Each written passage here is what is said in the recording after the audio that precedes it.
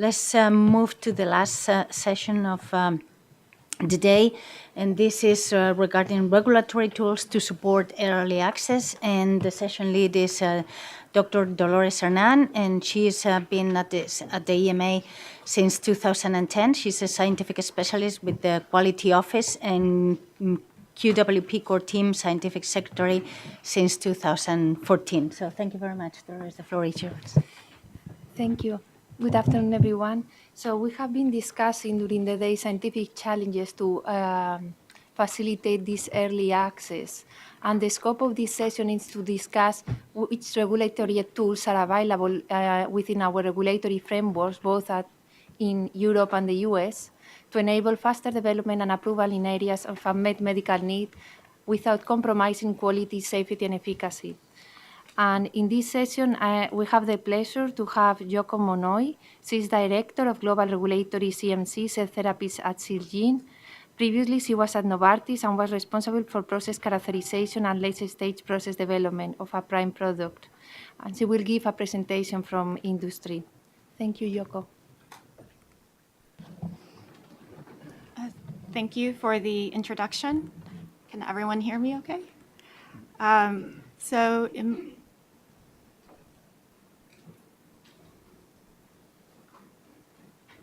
In my presentation, I'd like to focus on the industry perspectives on the regulatory tools to support early access.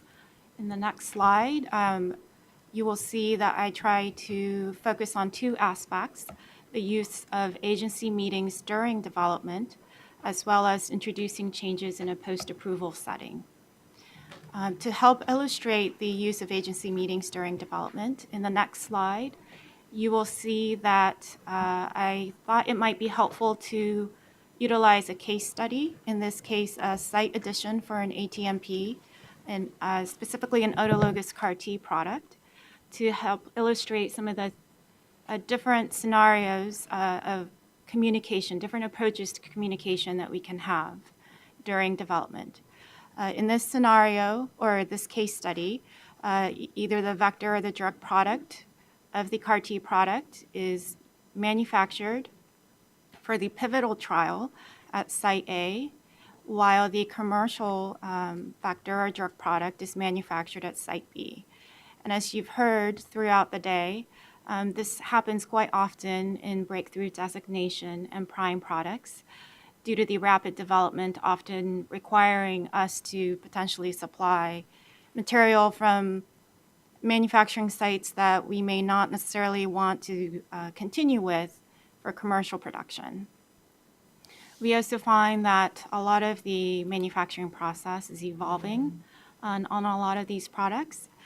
And within that context, the demonstration of analytical comparability does become very key because you do want to show that your pivotal trial material is comparable to your commercial material.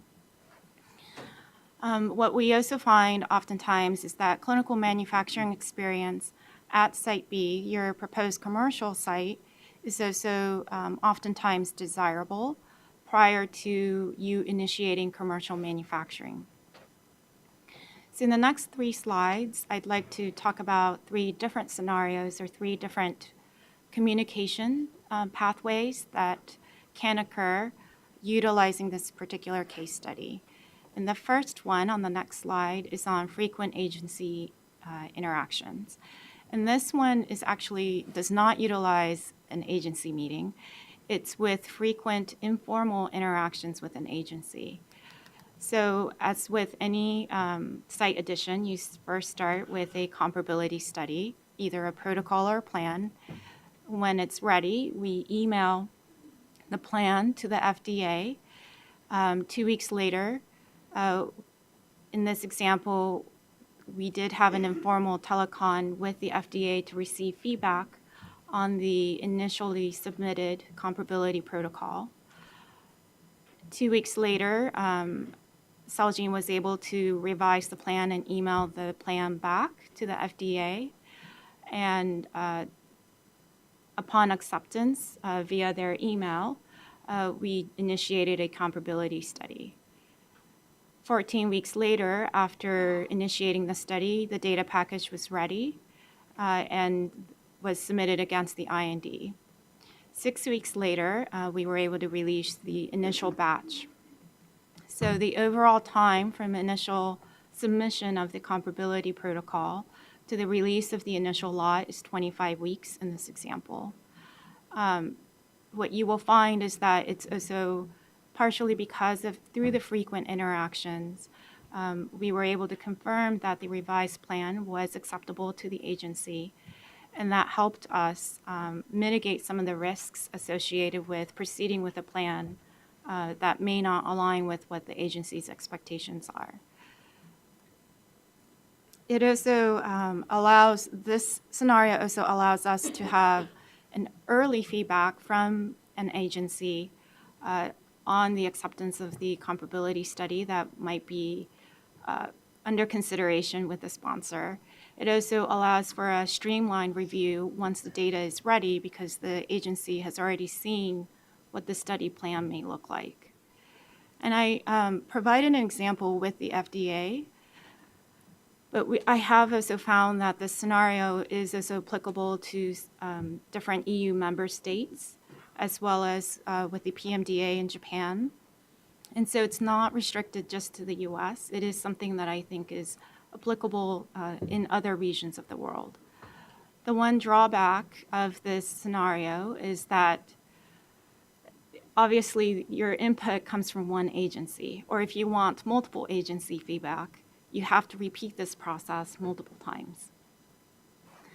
So in the next scenario, we talk about, in the next slide, I prepared a slide on what does this exact same case look like when we have separate agency meetings. So not informal interactions with an agency, but official, formal agency meetings.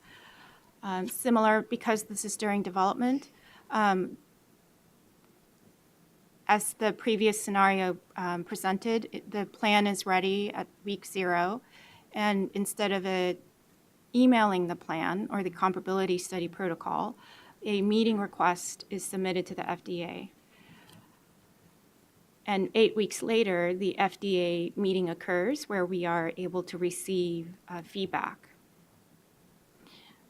From that time point, we revise the plan and initiate the study. And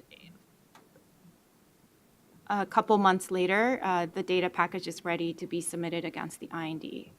So as you can see, in this scenario, we are not necessarily able to confirm that the revised plan is acceptable. The sponsor proceeds at risk. And then at week 31, the initial batch is released. So that's about a 6-week difference from the first scenario that I presented in the earlier slide. In parallel to submitting the IND package with the comparability study data, you can also submit the IMPD to the different EU member states. And in addition to that, submit a letter of intent to have to initiate the scientific advice procedure. And this you might do mainly to be able to confirm that the EU member states also obviously will allow you to add the new manufacturing site, but to also confirm that under the MAA, the comparability study will also be acceptable. And in this, in the second portion, so you can see that the green also represents that the IMPD review and the scientific advice procedure is happening in parallel. So at both the EMA level and also at the member states, the review is occurring in parallel on essentially the same data package, but perhaps from a different perspective, because the IMPD tends to focus on safety versus I think the MAA may also look to things beyond safety. So the other drawback with this plan is that there is a possibility of receiving different recommendations from different agencies. So in the next slide, we explore the parallel scientific advice procedure. So instead of submitting different meeting requests at different times to the various agencies, in this scenario, we submit a parallel scientific advice request once the comparability study protocol is ready. We are able to receive the feedback from both the FDA and EMA between week 12 to week 15, and I forgot to mention, all of these scenarios assume best case scenarios, so sometimes they may take extra time. But the benefit is definitely that we get the feedback all at the same time. But the potential drawback is that the one agreed plan is not necessarily always guaranteed, but you do receive the feedback at the same time. And once we follow through, so once we receive the feedback, 2 weeks later, we revise the plan, initiate the study, and similar to all other scenarios, we submit the IND and IMPD package with the comparability study data results. This also means that we are only able to release the initial batch, this is mainly for the US, at week 35 to 38. So that's about a 2.5 month difference between scenario 1 and this particular scenario. And 2.5 months can be a fairly large difference when working on a rapid development project. And this might be part of the reason why the parallel scientific advice is perhaps not utilized to the full extent that it was originally designed to be. And at the bottom, you will see one of the statistics that I found on a EMA website, where in 2017, 3 parallel scientific advice occurred out of 630 scientific advice requests. And I think that goes to illustrate some of the challenges that we have, especially with utilizing this tool in a product that has rapid development timelines. So in the next slide, to summarize the 3 different scenarios, so there are opportunities just from reviewing these 3 different scenarios. The frequency of interactions and which scenario or which approach you take, I do think should differ by topic. Some topics, perhaps you don't necessarily need a formal interaction. Others, it may also depend on the product and also on the whether if the topic to be discussed can remain just a quality discussion versus something that has to go beyond quality. So would you need also clinical and non-clinical input?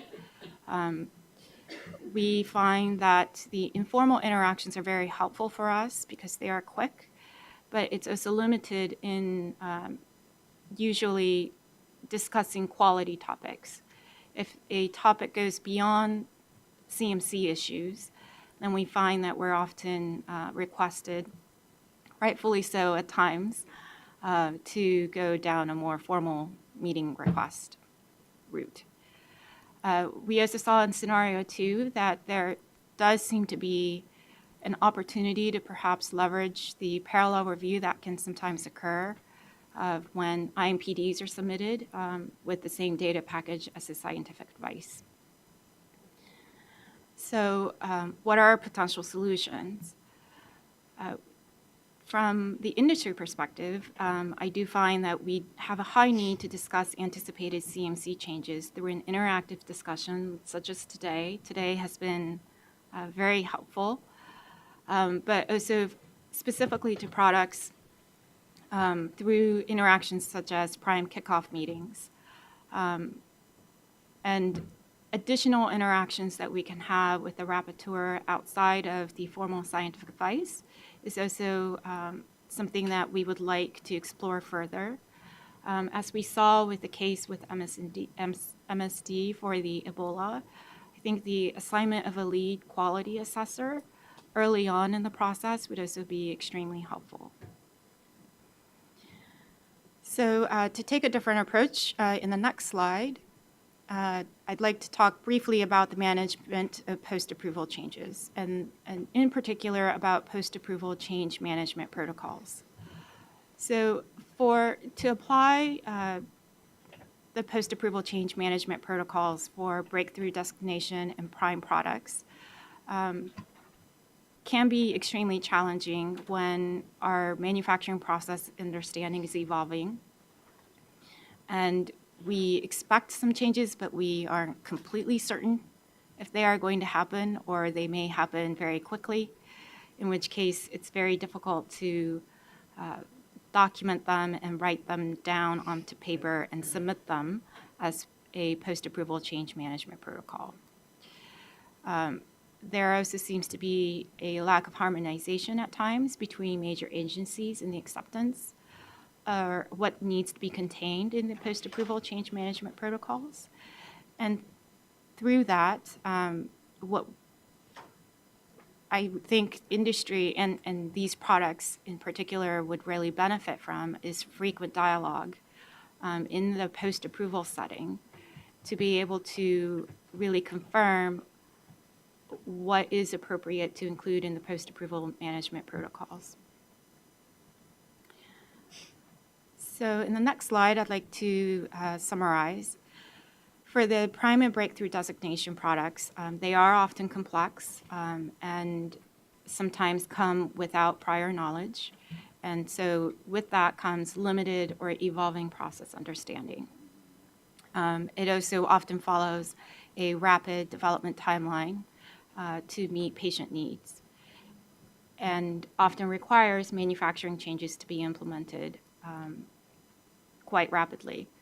And so the expansion and more flexibility around the existing regulatory tools are highly desirable, and being able to select and utilize the different tools, I think, would be extremely beneficial for these types of products.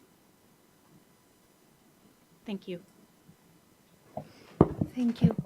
Without further delay, I would like to welcome our colleagues, Caroline Blanc from Procedure Management Department and Christelle from the Regulatory Affairs Office, who will give the presentation on the European regulatory tools. Thank you. Thank you.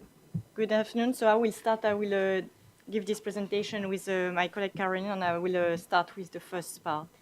So to give you a brief, next slide, can I? To give a brief overview of the different various tools which are foreseen in the regulation, in the legislation, and which aim to facilitate the early access for the patient to medicine. So next slide. I will start with reminding the basic requirement, which is that quality, safety, and efficacy needs to be properly and sufficiently demonstrated for marketing authorization to be granted. In order, the positive benefit-risk balance needs to be demonstrated. And for this, the high-level requirements are provided in the Annex 1 of the directive, and they are further explained in some scientific guidelines. The next slide. Here are the various tools that we will try to present in the presentation. I will present them one by one, but in a very high-level manner. So next slide. I will start with the accelerated assessment. Next one. So what needs to be considered for an accelerated assessment procedure? First, whether the products could be eligible to this procedure is whether it first needs to be considered whether the products brings a major interest from the point of view of public health, particularly regarding a therapeutic innovation. If the eligibility is granted, so certain requirements needs to be met, and it needs to be reviewed by the CHMP. And if the CHMP agreed to conduct an accelerated procedure, it will be a faster procedure in maximum 150 days. It will be breakdown differently whether it's a chemical product or an ATMPs, so there will be different milestones, but overall the maximum time frame will remain the same, will be 150 days. So what is very important is for this procedure to be really have proactive interaction with the regulators to present the data package and ensure the appropriateness of the package for an accelerated assessment procedure, and to already address, before even submitting the application, potential weaknesses or uncertainty regarding the data package. Next slide. So what is important when considering an accelerated assessment, which will be a faster procedure, it needs to be kept in mind that it does not allow it to reduce the data requirement at the time of the marketing authorization. There is also no concept of rolling review within the European legislation, so even in the context of an accelerated procedure. And still, there will be a need, of course, to demonstrate the quality, safety, and efficacy at the time of the marketing authorization, and that it should not be the expectation that a lot of things needs to be considered post-authorization. So, again, to stress the importance of an early preparation dialogue with the regulators through the scientific advice and also at the time of the pre-submission meeting with the regulators, the rapporteurs, in order to explain or go through the data package and identify as much as possible issues that may need to be tackled during the assessment, or how you anticipate maybe to address these issues if raised during the assessment. Next slide. The next tool is the conditional marketing authorization. On the next slide. In terms of product eligible for conditional marketing authorization, they need to meet at least one of the first requirements, which either it's a product intended to treat, prevent, or diagnose seriously debilitating disease or life-threatening disease, or it needs to be used in emergency situation, or it should be an orphan products. Then in terms of requirements, if it meets the scope for such product to potentially to be considered for a conditional marketing authorization, it will need to meet all the following requirements. A positive benefit-risk balance. It should meet also an unmet medical need. And it is important also, I'm going to stress, unfortunately, that it's mainly foreseen for where the clinical package is not fully comprehensive.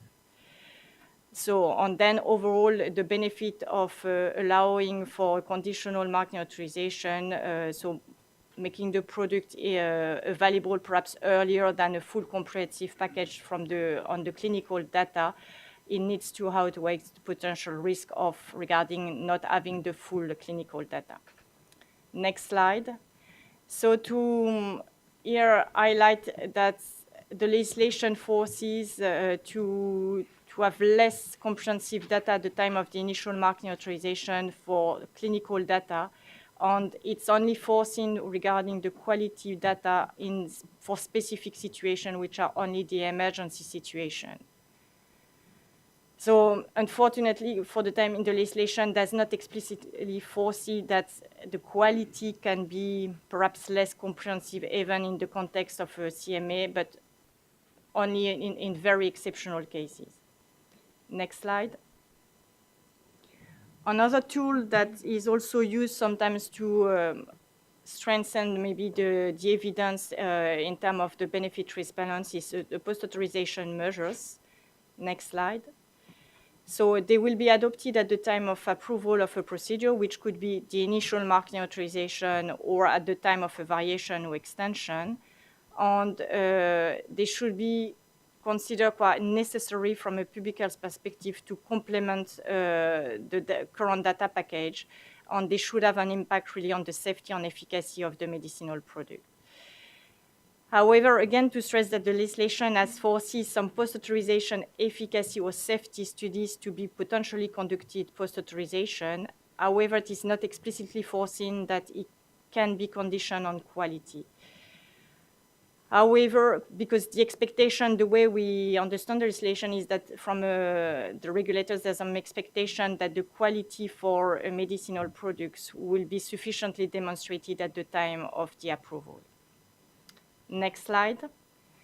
However, it has to be acknowledged that in some very exceptional situations, there have been kind of quality condition imposed to some marketing authorization where there could be a link with the benefit-risk balance. And exceptionally, these conditions needs to allow for an increased knowledge of in the area for the specific products and to allow confirmation of the quality criteria at the time of the marketing authorization at the time of the approval. And mainly they should allow to mitigate any quality uncertainty that may have an impact otherwise on the safety or the efficacy of the products. On few examples that we had were sometimes around the characterization of the product or some stability or comparability data. Next slide. I will give now the floor to my colleague Karen to continue to presentation. So the post-approval change management protocols, I think we've heard these names quite a few times already today. So next slide, please. So just high level again. This is a two-steps approach. First, a protocol that will include a strategy to generate the data necessary to support a change will be reviewed and approved by the agency. This can be done as early as during the initial marketing authorization application, but this also can be done post-approval within the type 2 variation.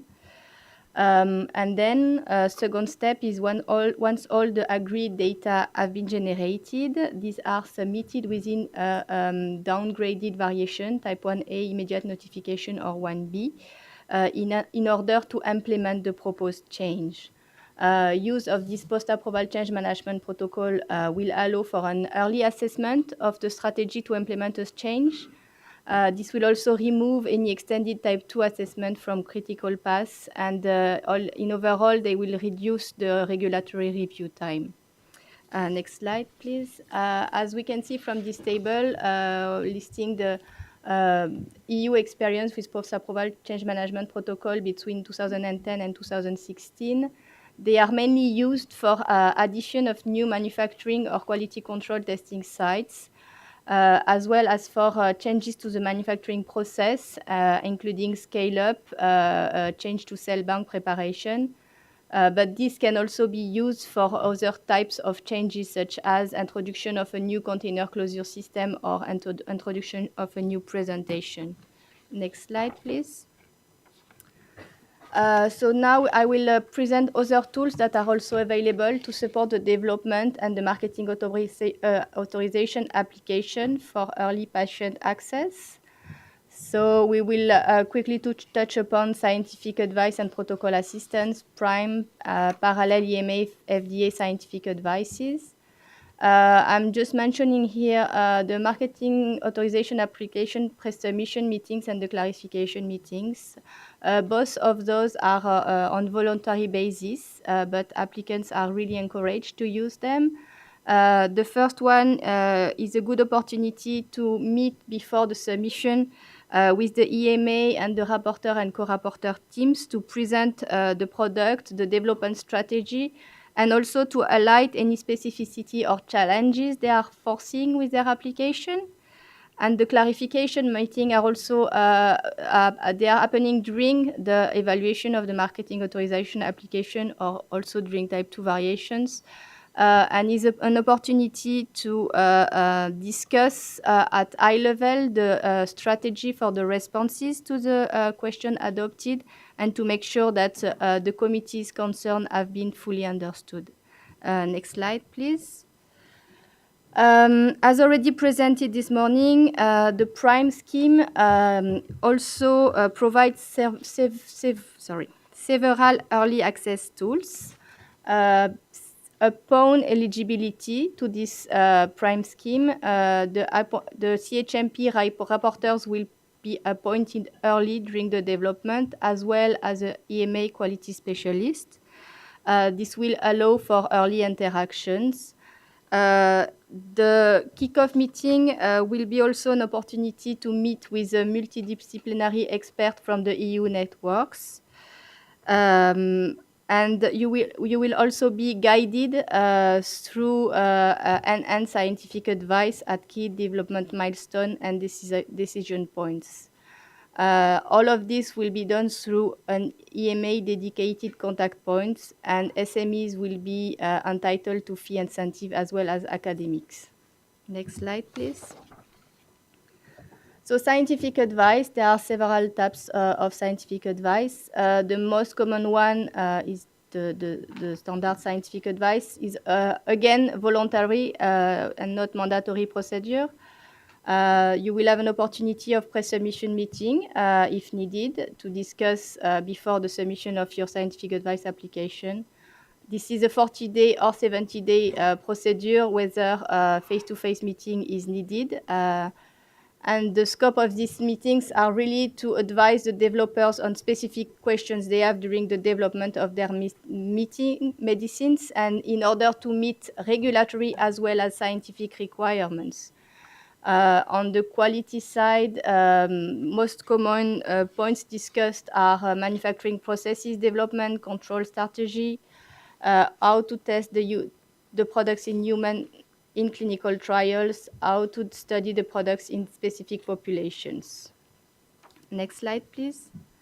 So we also have the EMA FDA parallel scientific advice.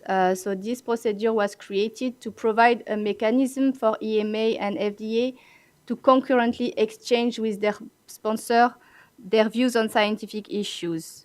So during this procedure, there will be an increased dialogue between the two agencies with the aim to harmonize the requirements and the answers to the developers' questions between the two agencies.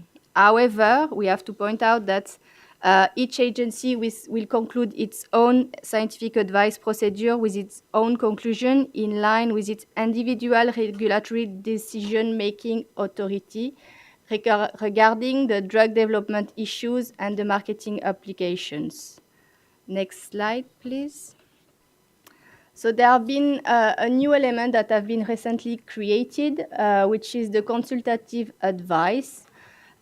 So it's been created in order to be less burdensome than the parallel scientific advice, as in this case, the sponsor will request the scientific advice only from one regulatory agency, and they will concurrently notify the other regulatory agency.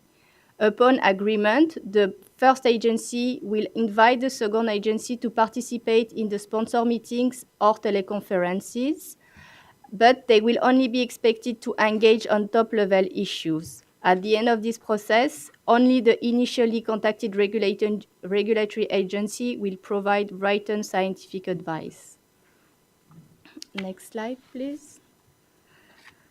Next slide, please. So just as a conclusion, all those tools available are aiming at facilitating early dialogue and prospective planning, and applicants are really encouraged to discuss in advance the overall development plan, including the quality program, as well as any prospective scenario building that will ensure the planning of the impact of future outcome on next steps. Increase in communication during pre-submission and assessment phase will help to optimize the development timings, to be prepared on how to address uncertainties, to avoid delays in assessment procedure, and to enable accelerated assessment. All of this resulting in a successful marketing authorization application. Next slide, please. Thank you very much. Thank you. Now, moving to FDA colleagues, we have the pleasure to have Andrew Byrnes. He's Chief of the Gene Transfer and Immunogenicity Branch in CBER, FDA's Office of Tissues and Advanced Therapies. Thank you, Andrew. Okay. So I'll be giving an FDA perspective on the tools that are available for accelerated programs. And although this is an FDA perspective, since I work on ATMPs, and I know there's a lot of people here who are interested on, I'm just going to touch in a couple places on some ATMP-related topics. Next slide, please. So as an overview, I think communication is really one of the most important tools that we have available, and we recommended communicating with the FDA early and often, before, during, and after market authorization. Especially if you're interested in departing from the usual way of doing things, this is really essential. So I'll be highlighting some of the enhanced communication opportunities that are available for sponsors with breakthrough or RMAT designation. Remember, RMAT is regenerative medicines. This is a relatively new program, just 2 years old at the FDA, but very similar to breakthrough. Next, please. And then I'll be going through some specific tools that are available for flexibilities for CMC development. And I'll just be going quickly over things that have been touched on already. Next, please. So as you've heard throughout the meeting, novel and rapid timelines increase the need for communications and rapid communications between regulators and sponsors. Next, please. And we recommend engaging the CMC team throughout the product life cycle. It's especially important for novel topics, of course. Next, please. So the outline in the next few slides, I'm going to go from the general to the specific, some mechanisms for communicating with the agency if you just don't know who to communicate with, and meetings that are available from the FDA before and during the IND phase, including more interaction that's available for breakthrough or RMAT designation, and then communication via amendments to the IND, the BLA, or the NDA. Next, please.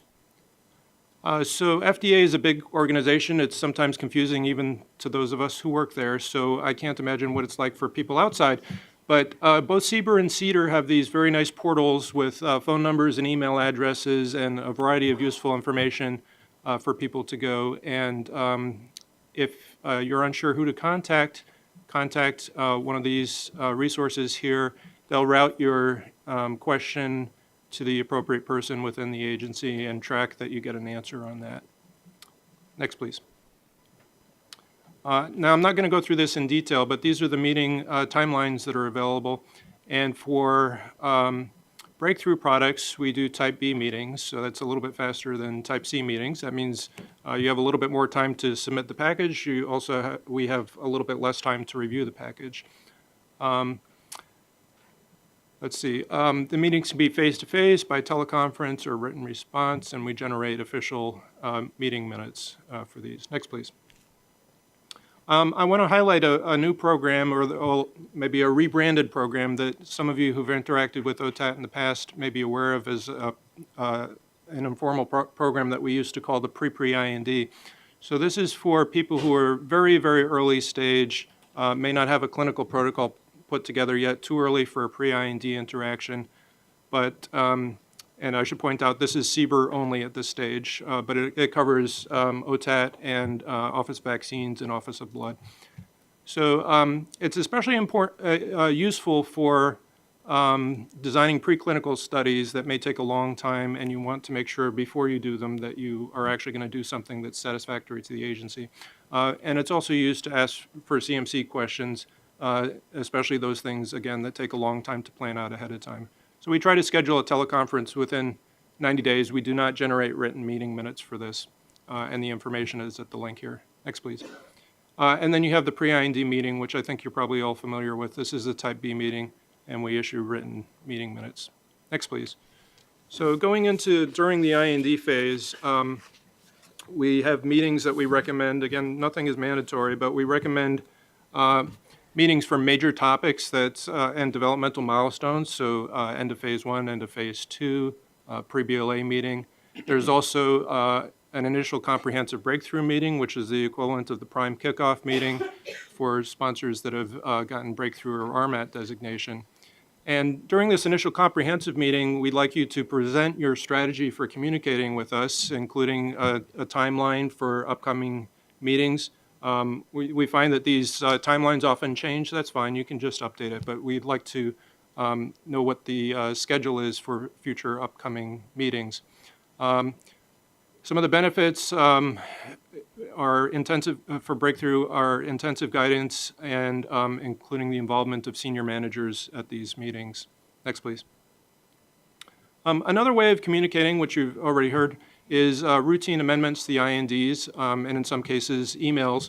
And this may be faster than a formal meeting in many cases. And it may be slower in other cases if the workload priorities don't allow for an immediate response, or if you ask a particularly difficult question, it may take a long time. And in some cases, particularly with those difficult questions, FDA may prefer a formal meeting, a Type B meeting for breakthrough.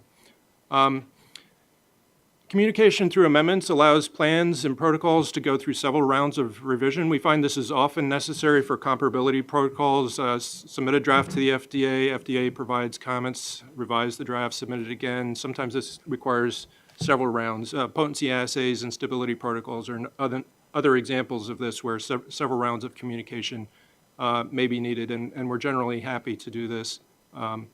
Next, please.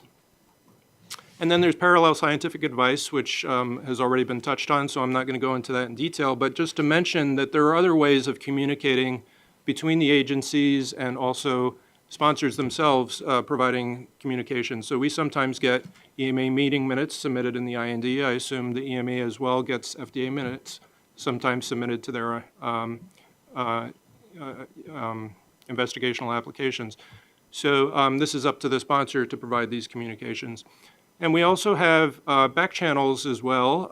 So we have confidentiality agreements with EMA and PMDA and Health Canada, and we have a number of clusters where we discuss topics at a high level. So there's a ATMP cluster, there's a breakthrough cluster, there's a rare disease cluster, and we can share documents this way. But again, we don't get into details about design of clinical protocols or design of comparability protocols or things like that. Next, please. So during application review itself, so this would be a BLA or an NDA, one opportunity, which is optional, it requires agreement of both the FDA and the applicant. This is an applicant orientation meeting, usually occurring within the first 2 months. This is a face-to-face meeting typically, and the applicant provides a walkthrough of the application, and we find it very helpful in some cases to have these meetings. And then we have scheduled mid-cycle communication in the middle of the review and a late-cycle meeting, which is usually a teleconference, but it can also be face-to-face. And these are to discuss issues that arise during the review. Of course, we have information requests all the time, many, many dozens of information requests typically that we send by email, and we expect responses as amendments to the BLA or NDA. And then these opportunities to communicate the possible deficiencies in the application in a more formal way. We send a letter at the time of filing or a letter at day 74 listing deficiencies, and then the mid-cycle communications and the late-cycle meetings are also a time to list these really important issues that need to be resolved before the file is approved. We also have ad hoc teleconferences, either at the request of the sponsor or the FDA as needed. And we do not expect new material to be submitted to the IND. So the amendments are typically in response to FDA information requests or things that we've already agreed to accept during the review, such as stability updates. Next, please.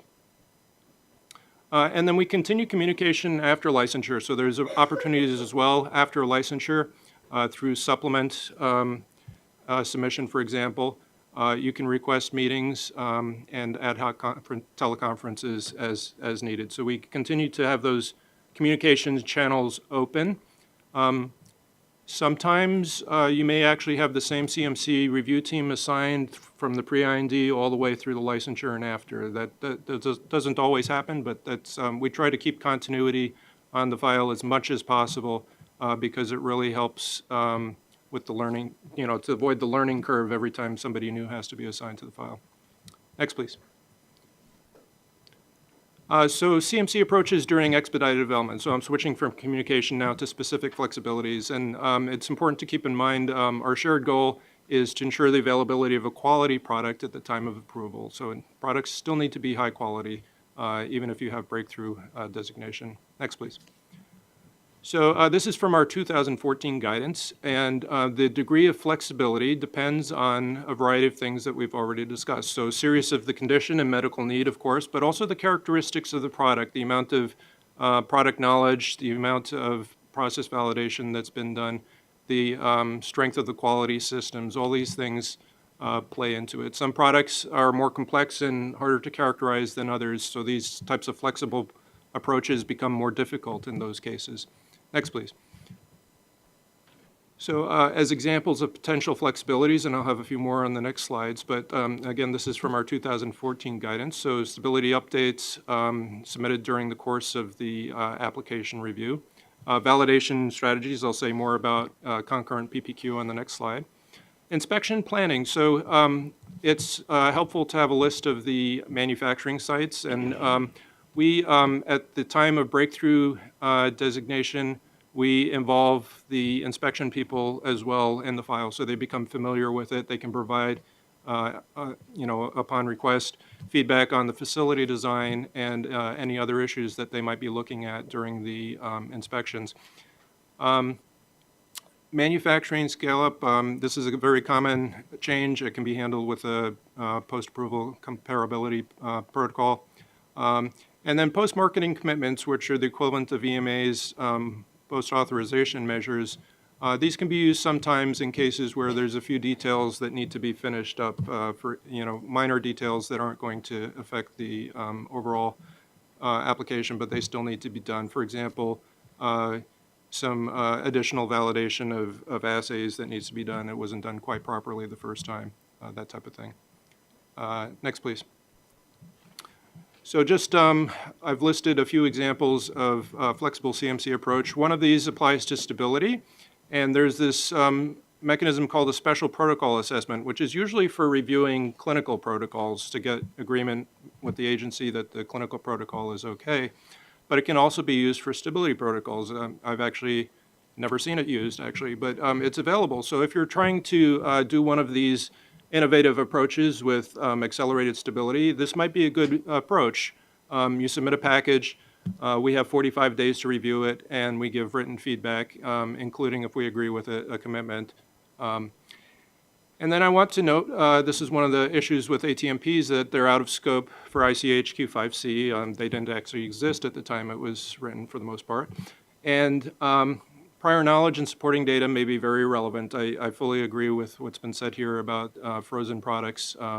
They are very different, both in terms of their stability being good, and in terms of the lack of applicability of accelerated stability approaches for cell therapies in particular.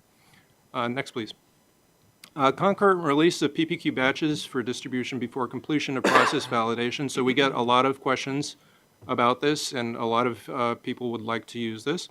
Our guidance says that this should be rare, and I think we expect it to continue to be rare, even for breakthrough products. And the cases where it could be used are in limited demand or limited availability of material or to alleviate short supply. But we do think this is an essential part of process validation. There's some flexibility, as you've heard, on the number of conformance batches that could be manufactured. So this really requires a lot of discussion in advance with the agency, and we urge you to bring it to our attention as early as possible so we can reach some sort of agreement, because we know you need some predictability as well for your development. Next, please. And then there's priority review, which is equivalent of accelerated assessment here. And then rolling NDA and BLA, I just want to spend a moment on this to explain what it is and what it isn't. So this is not partial submission of Module 3. Module 3 must be complete at the time of the submission of the module, whether it's part of a rolling BLA or NDA or not. So where this can be helpful is your traditional strategy where your CMC is all done very early, and then you're waiting for your clinical trial results with 500 patients, and you're waiting for the results of that before you to submit the marketing application. In this case, if you have a rolling BLA or NDA, upon agreement with the agency, you could submit Module 3 first and then wait for Module 5 to be ready later. It has to occur within a year. And this obviously gives us a lot more time to review Module 3, and it's very helpful for us, but for you as well, because there's time to resolve issues. Unfortunately, with these accelerated approaches, it's more often the reverse, where the clinical trial data has been really exciting and the CMC is still being developed. And in this case, your rolling BLA strategy looks like submitting the clinical data Module 5 first, and then Module 3 last, and this is when the clock starts. So it doesn't really save a lot of time, but it's nice to know it's there if you have one of those situations. Next, please. So comparability protocol, which is our terminology, but it's the equivalent of the PAC MP. And since this has been gone over already, I'm not going to reiterate it, but it seems to me it's the same approach in the EU and the FDA as well. Next, please. And then a point that's come up already for autologous cell therapies. We, like the EMA, do think that it's important that patients have access to these autologous therapies, and we just have a different way of applying flexibility in the US because if a batch is determined to be OOS, it can't be released commercially. But it's still possible in many cases, most cases, I think, to use it under an IND investigationally. And of course, that data, as it's accumulated, can lead to a justification for changing specifications or changing the process as appropriate. Next slide, please. All right, so just in summary, I think communication is probably the most important tool we have, and we offer a lot of opportunities, especially for breakthrough and RMAT designation products. Next, please. And then there are certain flexibilities that may be applicable for expedited development programs, keeping in mind that the licensed product still has to be high quality at the time it's licensed, and these flexibilities require significant discussion. Next slide, please. And then I've just listed a bunch of guidances here. These are all available on FDA's website. Our expedited program guidances are number 3 and 4 there. And then the comparability protocols, which is this PACMP, is number 6. And the special protocol guidance that I mentioned is number 9 there. And then next slide, please. This is just some contact details. So thank you for your attention. Thank you, Andrew. You can put up the slides for the panel discussion, please.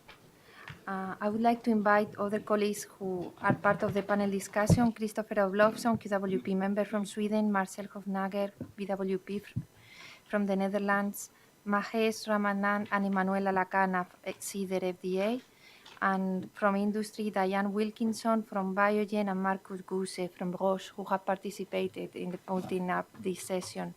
I also would like to introduce our colleague, Sarah, who is the EMA Prime Coordinator.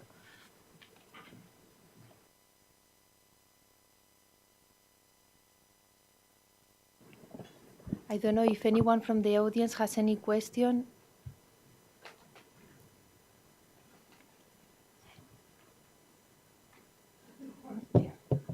Maybe a stupid question for FDA, but you mentioned the rolling review of Module 3 and then 5 later. What about Module 4? Because in Right, Module 4 has to be submitted, and that could also be early and late. So you agree with the agency, Module 3, Module 4, Module 5 is going to be submitted at this time point, and we reach agreement on that. So Module 4 is often completed early, and that's a good thing to mention that I forgot. And to follow up on that, you mentioned that in some cases, in the traditional case, Module 5 comes 1 year later. So if it were reversed and the CMC module were to come 1 year later, is that too long a time frame? No, it's not. The limit is 1 year, so it can't be more than 1 year. So just to clarify, the submission, the application isn't considered filed and complete until the last module comes in. So that when that last module comes in, that the clock starts.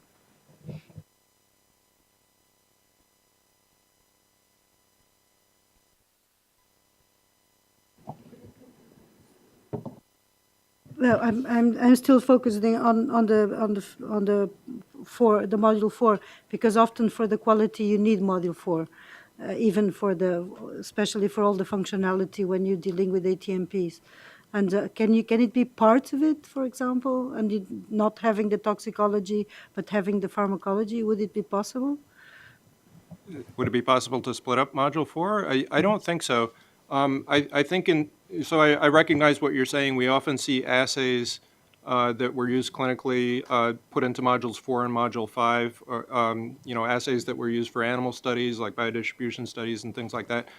We would just review those as we still have the full BLA review clock, 8 months for priority review. If Module 4, 3 was to come in first and Module 4 was to come in last, we would just review those things from Module 4 during the regular BLA clock. Perhaps there have been some questions this morning regarding the interaction, communication. Perhaps I can give the floor to Sarah so she can give us an overview of how these are going on in Europe. Thank you. So, yes, I just wanted to clarify a number of opportunities as well that we have in Prime to complement my colleague's presentation, and maybe also to address some of the industry's presenter opportunities that were flagged. As you know, Prime is one of the main tool and key tool is the appointment of the rapporteur early in the development and the kickoff meetings. So really, this is an opportunity, as some prime applicants may have seen, to flag all those topics you have discussed today as key to progress with your development. And it's really an opportunity to have the full assessment team, including all the quality assessors, present during the kickoff and guide you to how to resolve. So I would like to urge the prime applicants to really make the most of this meeting, because it's an opportunity to have this discussion on the challenges you are facing for your particular development. And often, these are really key and need to be directed to scientific advice. And again, here we've seen that many quality scientific advice can be addressed in a 40-day short procedure. We also have some flexibility that can be discussed with our scientific advice working party secretariat in advance. So really, it's about making benefits of these opportunities. And then after that, as you progress in the development, I would like to echo the comments from our FDA colleague to have earlier but also regular interaction. I think it's useful for us to be informed of how you progress. And there are, again, some opportunities, if you have some specific topic, to contact us at EMN. We can guide you towards maybe having an ad hoc interaction with your rapporteur. We have organized teleconferences to discuss specific topics. So there are multiple ways that we can provide you with some guidance to address the specificities of your quality development through the PRIME scheme. Hi, it's Diane Wilkinson. That's great to hear. It's been refreshing, I think, today to hear the discussions about agency encouraging people to interact early. I think the industry experience is, as I think was pointed out by Andrew, industry and agencies want to put out their good quality products. That's our aim when we get approval, is that matters. So that interaction is really key. We are, however, seeing some differences in the level of openness and that early informal interaction, depending on your rapporteur. So I wonder if you could comment, Sarah, on maybe how we can build some consistency into that process across rapporteurs.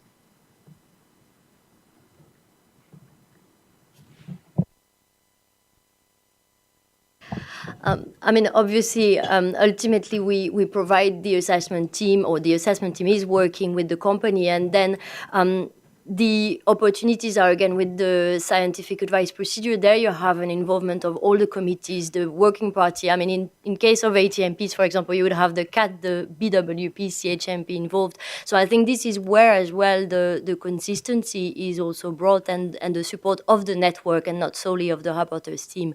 So we really aim to work with the rapporteurs to provide the opportunities to discuss these challenges you see and then progress them further. And then if there is any need for further interaction at EMA, we're here and able to guide you as well and discuss again with the concerned rapporteurs.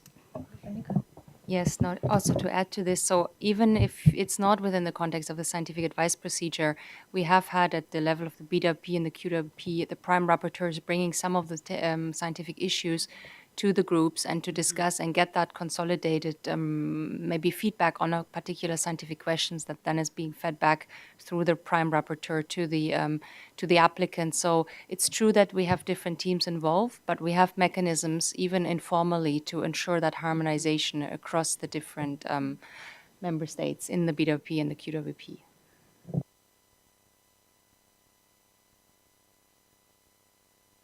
Andrew? In terms of the prime process with the kind of scientific advices as you go along, I would encourage companies to use it to their best advantage. There may be a feeling that you need quite a well-developed package to submit scientific advice with lots of data, but I don't think that's the case. You can also submit, even early in your development, ideas for concepts that, with whatever data you have, but your proposals that may be several years off, but you get agreement on the principle of how you might proceed. Of course, ultimately, it'll depend on whatever data you do accumulate at the time, but at least you'll get a formal endorsement of, yes, this is a way you can go that the regulators will accept, and provided you generate, hopefully, the data that you want, it's an acceptable way to go.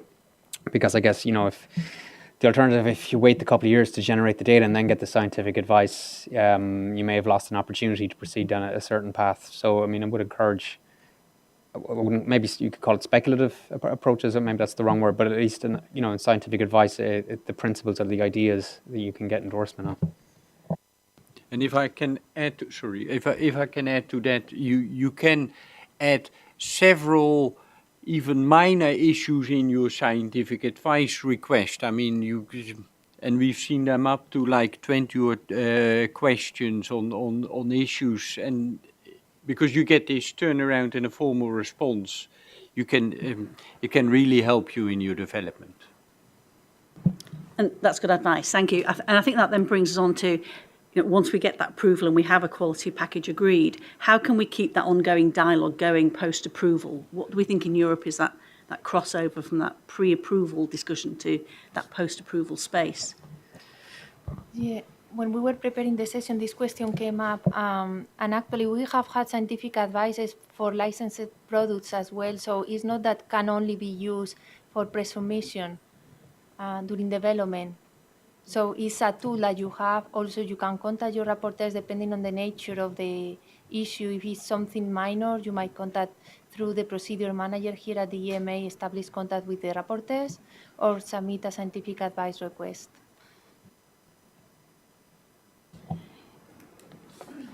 Is scientific advice always written? Yes. Yes, right.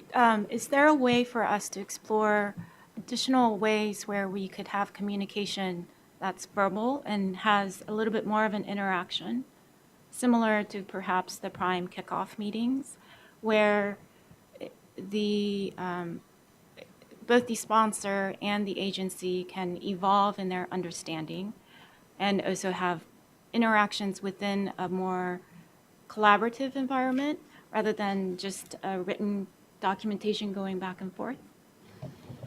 I don't know which phase of development you are referring to, but there are the clarification meetings that my colleagues referred to in the presentation. So if during the evaluation, within the CHMP question, something is not clear and you want to get feedback on whether the strategy you want to follow might be acceptable or not, you can request a clarification meeting with the rapporteurs.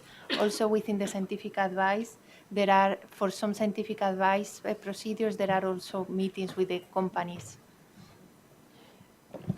So I think that's great to hear, actually, and it's really positive to hear all these affirming sort of notions around how we use scientific advice. I guess from our point of view, and I think it's what Yoko was referring to, and also Diane as well in the post-approval space, in accelerated scenarios, knowledge can be changing quite rapidly. And I think sometimes, I don't know, from my experience, sometimes industry may be reticent to talk about everything because you just don't know, and you want to spend a lot of time on one subject when actually your knowledge changes and you go down another route. And I think the truth of the matter is that I think probably from both sides we'll all benefit if these interactions become more scientific, more, shall we say, informal and more flexible, because that's the reality of fast-moving science on new products, because that's how it works. And that's especially true when you're putting together your plans in the late development phase, but it could also be true in the immediate post-approval phase as well. So I'm hearing all the right messages from the regulators, which is great to hear. I guess the message from industry is more of that, please, and more ability to have those open discussions. So I guess I'll just give the dilemma from a regulatory perspective is that for any sort of application, we want to have like an administrative file that's following the history of this. So we have to have some documentation, even if it's a verbal meeting, that we have meeting minutes that's going into the file. And all of that sort of lays out the history of that particular product and what went into our decision making. So there is some need to have a record in that, but we want to encourage these informal discussions, but there is this administrative file and record that we need to keep. Go ahead, Monica. And I would like to follow up on that, on the importance of having that documentation, because if the review team changes, you don't want the review team to change the decision on you. Absolutely, and I don't think there's any issue with documentation. I think it's more the tone of the dialogue and recognizing that sometimes, I think we all know, these things can get overly formalized and it gets in the way of direct communication. And I'm just seeing nods around the table here, so I'll stop talking. I think we all agree. So yes, and from the EMA perspective as well, during post-authorization, there is also the possibility to have informal communications with rapporteur throughout teleconferences that are organized to discuss some strategies related to the follow-up development of your products. However, there is always the limitation we already touched upon today is the fact that Here we have 28 member states, so every time the discussion becomes a major issue, we need to make sure that we have the endorsement from the full network, and that's where the rapporteurs will draw the lines between, okay, we agree to have a TC, or this should go to scientific advice because we want to have the formal endorsement from the whole network. But there is always this possibility to discuss strategies and by liaising with procedure manager and agreeing with rapporteurs which topic they are willing to discuss with you. So I did want to, I think this has been a great session and very informative. I sort of want to circle back to my first comment of the day, which is you might be in a situation where you have breakthrough designation, but you've applied for PRIME and been rejected. So in that situation, you'll get early and often dialogue with FDA and potential CMC strategies, but you will not have been able to have that on the EMA side, and then you'll come back to EMA for your pre-submission meeting, and you will have had all these discussions. So I'm just sort of pointing that out as a comment that this is a reality that's quite possible. Sarah? No, obviously, yes, there are cases where one agency might grant its prime or breakthrough scheme while the other doesn't, because we ultimately have different criteria, we have different policies as well when it comes to the implementation of our respective scheme. But not being designated prime doesn't mean that a company cannot interact with our system through scientific advice, which is still an opportunity where you can discuss some topics with the network. I think you want to comment. Yeah, just to add, I think what Caroline just mentioned is also because we have had, for non-prime product, where we have had these informal discussions, in particular, like it could be perhaps sometimes with the OMCS doing the testing and that a new assay or something. And as she said, that if it's a simple one, it can stop with that. If it needs to go further, we can advise you to go to more formal scientific advice. But there, even for non-prime product, there is a way of informal post-licensing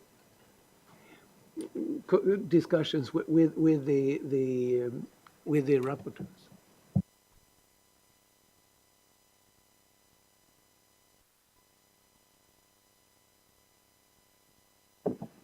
We have 5 more minutes, so if anyone has any other question or wants to discuss anything that we identified in the slides.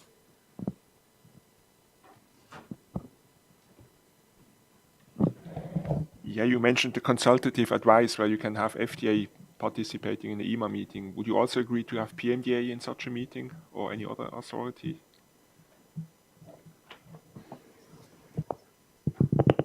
Yeah, there is no one from the Scientific Advice Office in the room. As far as I know, it's between EMA and FDA. That's my understanding as well. Yes. I just wanted to make an additional comment, and it's not necessarily a tool, but I think also such events like the one today are very, very helpful and important, and I could just encourage also the regulators to potentially think already about the continuation, of such kind of formats. Like, next, we know EMA is relocating, but maybe next time FDA can host such a meeting and invite EMA and PMDA, I think it's really very helpful because this is the first time we had such an open discussion, and I can really just encourage you to continue going along those ways, and keep the dialogue and keep this, good discussion spirit. Thank you, Hans. Yes, on the subject of these parallel advices, I know there have been some collaborations between the Japanese and the Korean authorities, but I'm not sure if they have been formalized in any way. I do know that there is a possibility to have a parallel advice with the WHO, which is a slightly different kind of procedure, but still. Any other question or from any session that we had in the morning? To take the opportunity. Any burning question?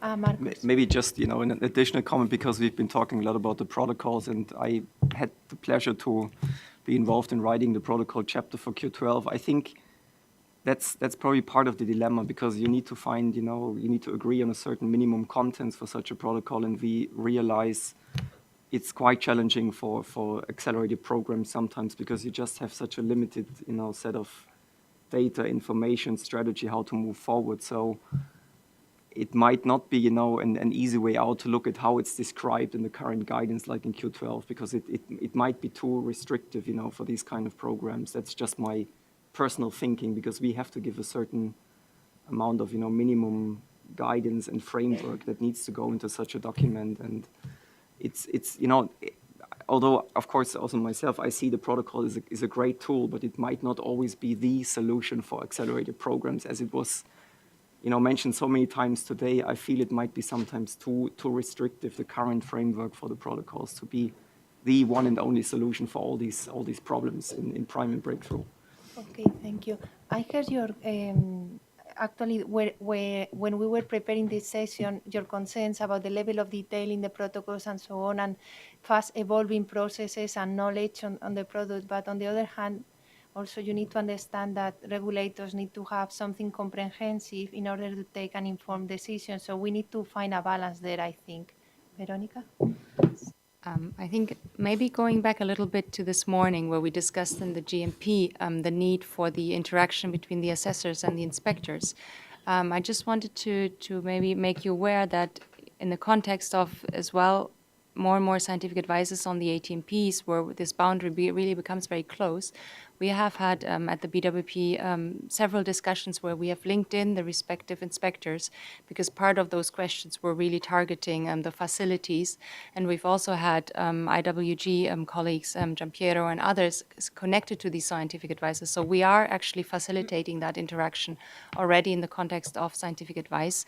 And that is maybe one of the tools that you can try to explore further with the respective questions, because we know that that is an area that also needs to be addressed very early on in the kickoff meetings, but also in the scientific advices, because very often those GMP issues become blocking issues at the time of approval. So just a confirmation that we're aware of that interface and we're actively trying to address that in the context of the scientific advices. With regard to the request for more informal discussions, I think it could be extremely useful to have a group like this on discussing specific topics. For instance, for CAR therapies, to have the industry in a room with the regulators and discussing specific items like how much stability do you need to have, what are solutions for comparability studies when you can't use healthy donor material. I think we would profit from it tremendously, and it would allow also for sharing of our learnings to better understand how we can deal with certain questions in the future.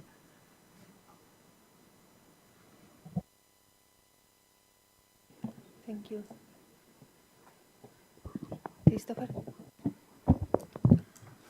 Yes, Christopher Olofsson from the QWP.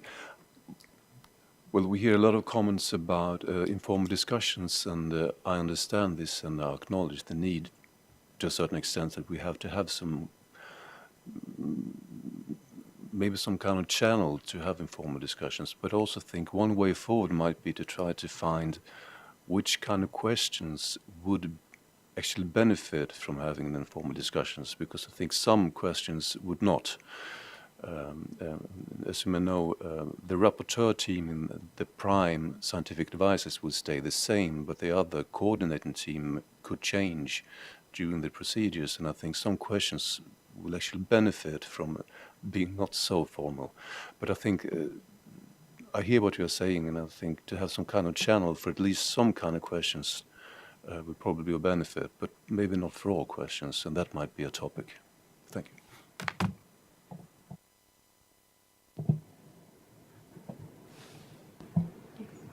Just wanted to make a quick comment, because there have been some comments made already about the coordination between reviewers and inspectors and sort of getting people on the same page when it comes to a breakthrough therapy or a prime product.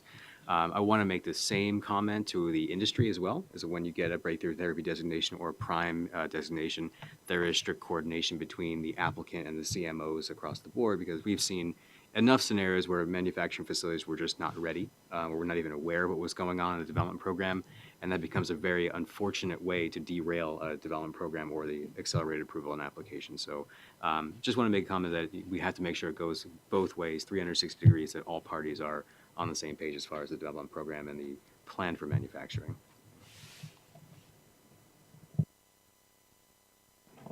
Thank you. Well, the last one.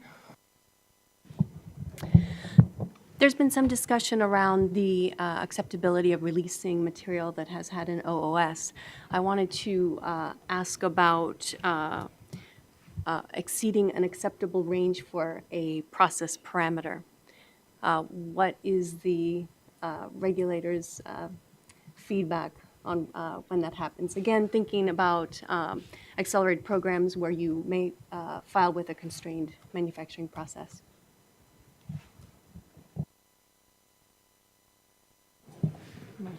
If I, Yeah. yeah? Oh, sure.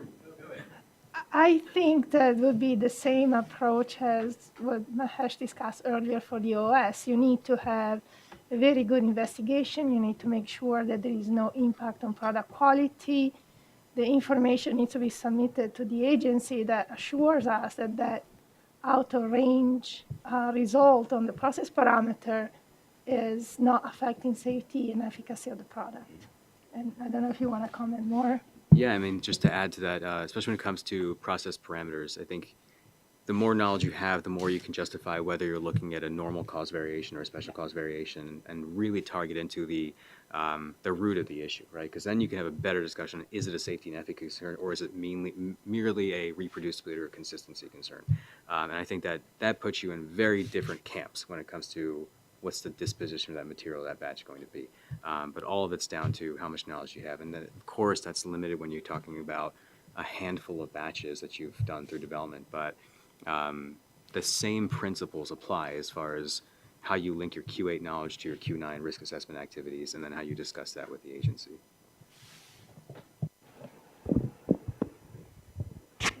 And also wider process ranges can also be certainly scientifically acceptable depending on the clinical indication. I mean, if you're looking at something that's for an acute use situation and versus something that's chronically used, I mean, the process ranges become much more critical from that. So the clinical has to be factored into this decision-making also.